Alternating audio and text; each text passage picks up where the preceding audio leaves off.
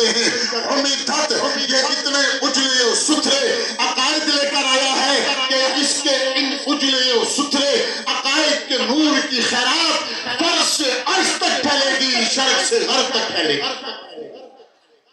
وَأَفْعَالُهُ، اور اس کے فعل، یہ جو کچھ کرے گا، کسی کی نیکی اس کے گھر تک رہتی ہے، کسی کی خیرات اس کے خاندان تک رہتی ہے، کسی کی بھلائی اس کے بیوی بچوں تک رہتی ہے۔ حضرت عبد المطلب کہتے ہیں کہ پسی ہوئی انسانیت کو بستیوں سے نکالنے کے لیے آیا ہے، ظلم میں پھنسی ہوئی اس انسانیت کو توحید کا نور عطا کر کے عہد شریفہ تک بلندیاں عطا کرنے آیا ہے۔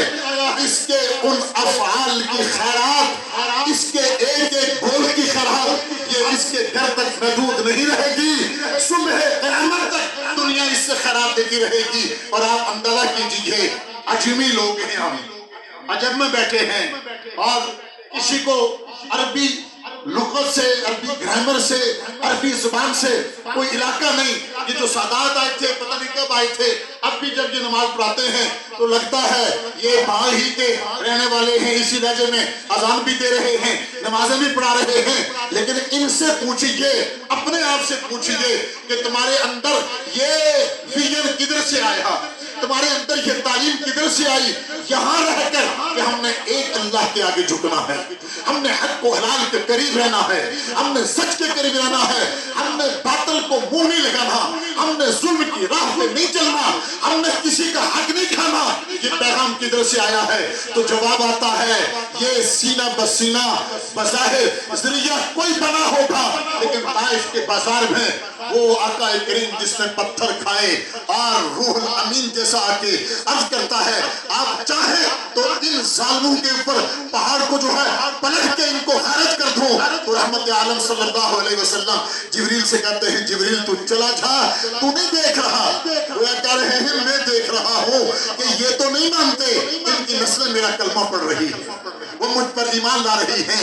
تو یہ ان افعال کا نتیجہ ہے میرے آقا کریم کا، چونکہ اگلے جملے یہ تھے وَأَمْوَالُهُ، وہ ایسے عمل کرے گا، ایسا عمل کرے گا، ایسے عمل کی روشنی پھیلائے گا۔ تو آپ سارا قرآن پڑھ لیجیے الحمد سے والناس تک، یہ سب کا سب کبھی کوئی میرے چہرے آقا کے چہرے کی بات کرتا ہے، کوئی سینہ کی بات کرتا ہے، کہیں آقا کے قدموں کے تلووں کی بات ہوتی ہے، کہیں آپ کے ہاتھوں کو ید اللہ کہا جاتا ہے۔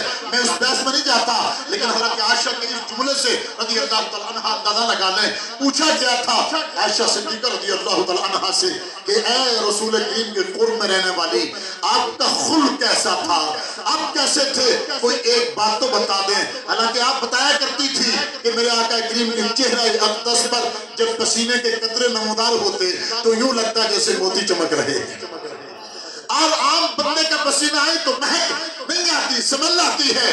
آمنہ کے لال کے جسد اطہر پر پسینہ جتنا زیادہ ہوتا تھا ماحول میں اتنی ہی لطافت داری ہو جاتی تھی اور سارا ماحول مہکنے لگتا تھا۔ لیکن آپ یہاں اعلان کرتی ہیں کانا خلقہ القرآن، میرے آقا کا اگر تم نے کریکٹر پوچھنا ہے تو الحمد سے والناس تک قرآن کو دیکھو، قرآن کا ہر ورق محمد کا خلق اور محمد کا جمال تقسیم کر رہا ہے۔